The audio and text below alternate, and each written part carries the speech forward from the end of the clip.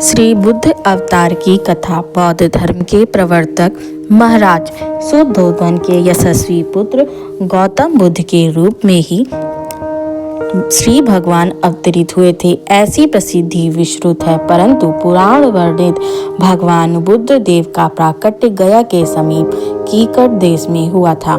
उनके पुण्यात्मा पिता का नाम अजन बताया गया है। यह प्रसंग पुराण वर्णित बुद्ध अवतार का ही है। दैत्यों की शक्ति बढ़ गई थी, उनके सम्मुख देवता टिक नहीं सके। दैत्यों के भय से प्राण लेकर भागे। दैत्यों ने देवधाम स्वर्ग पर अधिकार कर लिया।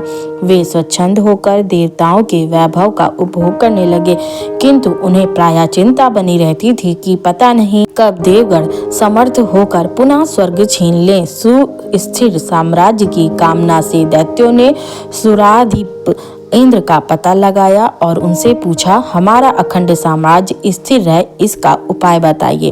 देवाधिप इंद्र ने शुद्ध भाव से उत्तर दिया, सुस्थिर शासन के लिए यज्ञ और वेद विहित आचरण आवश्यक है। दैत्यों ने वैदिक आचरण एवं महायज्ञ का अनुष्ठान प्रारंभ किया। फलता उनकी शक्ति उत्तरोत्तर बढ़ने लगी। स्वभाव से ही उद्दंड और निरंकुश दैत्यों का उपद्रव बढ़ा। जगत में आसुर भाव का प्रसार होने लगा। असहाय और निरुपाय दुखी देवगण जगतपति श्री विष्णु के पास गए, उनसे करुण प्रार्थना की। श्री भगवान ने उन्हें आश्वासन दिया। श्री भगवान ने बुद्ध का रूप धारण किया। उनके हाथ में मार्जनी थी और वे मार्ग को बुहारते हुए उस पर चरण रखते थे। इस प्रकार भगवान बुद्ध दैत्यों के समीप पहुंचे और उन्हें उपदेश दिया, यज्ञ करना पाप है। यज्ञ से जीव हिंसा होती है। यज्ञ की प्रज्वलित अग्नि में ही कितने जीव भस्म हो जाते। देखो, मैं जीव हिंसा से बचने के लिए कितना प्रयत्नशील रहता हूँ। पहले झाड़ू लगाकर पथ स्वच्छ करता हूँ, तब उस पर पैर रखता हूँ। सन्यासी बुद्धिदेव के उपदेश से दैत्यगण प्रभावित हुए। उन्होंने यज्ञ एवं वैदिक आचरण का परित्याग कर दिया। परिणामतः कुछ ही दिनों में उनकी शक्ति क्षीण हो गई। फिर क्या था, देवताओं ने उन दुर्लभ एवं प्रतिरोधहीन दैत्यों पर आक्रमण कर दिया। असमर्थ दैत्य पराजित हुए और प्राण रक्षार्थ यत्र तत्र भाग खड़े हुए। देवताओं का स्वर्ग पर पुनः अधिकार हो गया। इस प्रकार सन्यासी के वेश में भगवान बुद्ध ने त्रैलोक्य का मंगल किया। कलयुग में बौद्ध धर्म के प्रवर्तक के रूप में गौतम बुद्ध ने जन्म लिया। श्री बुद्ध जी का बचपन का नाम सिद्धार्थ था। ये स्वभाव से बड़े दयावान थे। किसी की किंचन मात्रा भी दुख देख लेते तो विकल हो जाते। यही कारण है कि उनके पिता राजा शुद्धोधन की ओर से राज्यों में ऐसी व्यवस्था थी कि कोई दुखमय प्रसंग इनके दृष्टिपथ ना आने पाया। परंतु यह सब होने पर भी दैव योग से एक दिन सहसा एक रुग्ण पुरुष को, कुछ ही दिन बाद एक अत्यंत वृद्ध पुरुष को, पश्चात एक मृतक को देखकर इनकी आत्मा सिर उठी और उसी दिन से ये जगत से उदास हो गए। इनकी यह उदासीनता माता पिता को खली और इन्हें जगत प्रपंच में फंसाने के लिए अत्यंत रूपवती यशोधरा नाम की कन्या से विवाह कर दिया और समय पर सिद्धार्थ के राहुल नामक एक पुत्र भी उत्पन्न हुआ। परंतु उदासीनता मिटी नहीं, बल्कि बढ़ती ही गई।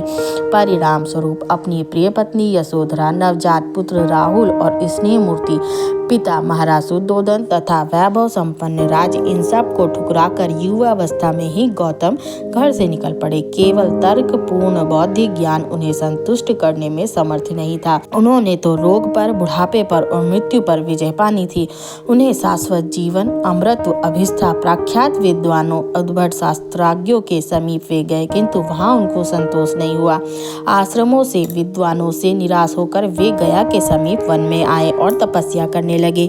जाड़ा, गर्मी और वर्षा में भी बुद्ध जी वृक्ष के नीचे अपनी वेदिका पर स्थिर बैठे रहे। उन्होंने सब प्रकार का आहार बंद कर दिया। दीर्घकालीन तपस्या के कारण उनके शरीर का मांस और रक्त सूख गया। केवल हड्डियां, नसें और चर्म ही से गौतम का धैर्य अविचल था। कष्ट क्या है, इससे वे अनुभव ही नहीं करते थे, किंतु उन्हें अपना अभिष्ट प्राप्त नहीं हो रहा था। सिद्धियां मंडराती, परंतु एक सच्चे साधक, सच्चे मुमुक्षु के लिए सिद्धियां बाधक हैं। अतः गौतम ने उन पर दृष्टिपात ही नहीं की। एक दिन जहाँ गौतम तपस्या कर रहे थे, उस स्थान के समीप के मार्ग से कुछ स्त्रियां गाती बजाती निकली। वे जब गौतम की तपोभूमि के पास पहुंची तब एक गीत गा रही थी, जिसका आशय था कि सितार के तारों को ढीला मत छोड़ो, नहीं तो वे बेसुरे हो जाएंगे, परंतु उन्हें इतना खींचो भी मत कि वे टूट जाएं। गौतम के कानों में वह संगीत ध्वनि पड़ी। उनकी प्रज्ञा में सहसा प्रकाश आ गया। साधना के लिए केवल कठिन तपस्या ही उपयुक्त नहीं है, संयमित भोजन एवं नियमित निद्रादि व्यवहार भी आवश्यक है। एक सम्यक बोध प्राप्त कर लेने पर गौतम का नाम गौतम बुद्ध पड़ा। तत्व ज्ञान होने के बाद भगवान बुद्ध वाराणसी चले आए और अपना सर्वप्रथम उपदेश उन्होंने सारनाथ में दिया। उपदेश सत्य, अहिंसा, अस्तेय, अपरिग्रह, ब्रह्मचर्य, नृत्य, गान आदि त्याग, सुगंध माला त्याग, असमय भोजन त्याग, कोमल सैया त्याग, कामनी कंचन का त्याग, ये 10 सूत्र आपने दुख उन्मूलन एवं निर्वाण प्राप्ति में परम उपयोगी बताए हैं। धम्म शरणम गच्छामि, बुद्धम शरणम गच्छामि, संघम शरणम गच्छामि, यह बुद्ध जी का शरणागति मंत्र है।